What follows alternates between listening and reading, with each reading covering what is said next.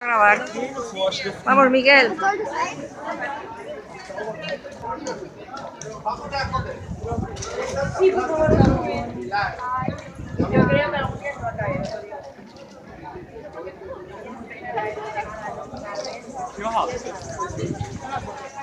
Se llama la plaza de los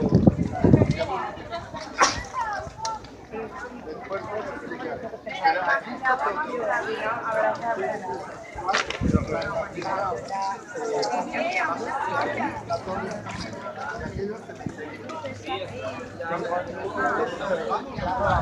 Sí, o sea, aquí al lado, con esa YouTube.